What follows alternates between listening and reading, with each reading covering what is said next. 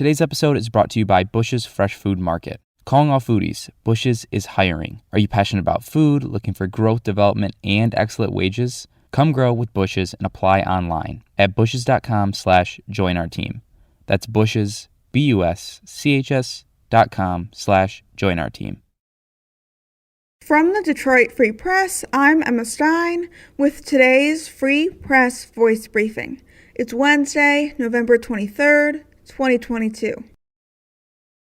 Hi, I'm Arpan Lobo. I cover politics and government for the Detroit Free Press.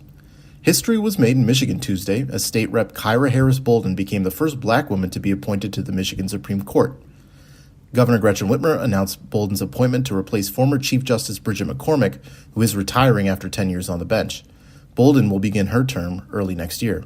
She was nominated by Democrats to run for one of the two open Supreme Court seats in the November election, but ended up receiving the third most votes.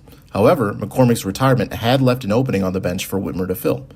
Speaking at an event in Lansing on Tuesday, Bolden highlighted the historic nature of her appointment, saying she stands on the shoulders of the black women who for too long did not have a voice on the state's highest court.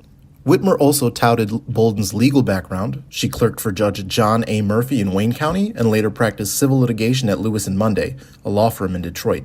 As a member of the legislature, Bolden sat on the House Judiciary Committee. Bolden will have to run for re-election in 2024 to complete the remainder of McCormick's term, which was set to last until the end of 2028. Her appointment maintains a 4-3 balance of justices appointed or nominated by Democrats and Republicans on the Michigan Supreme Court, respectively. Bolden's appointment also comes a day after the sitting justices voted to name Elizabeth Clement as the court's next Chief Justice. I'm Sue Solaski, Detroit Free Press food writer. The first DraftKings Sports and Social venue offering sports, dining, and entertainment is set to open December 1st in Troy. Located as a standalone building adjacent to Somerset Collection South, this is the first co-branded collaboration in the country for live hospitality and entertainment's sports and social concept and DraftKings, a fantasy sports contest and sports betting company. The venue features a full bar and restaurant. There will be live multiple sports viewing on its 32-foot LED media wall. Guests will be able to access DraftKings mobile platforms for fantasy sports and wagering from their mobile devices on various sports. Its vast menu features Sports and Social's popular chicken wings, along with their signature nachos, baked crab dip served with a giant Bavarian pretzel and grilled naan bread for dipping.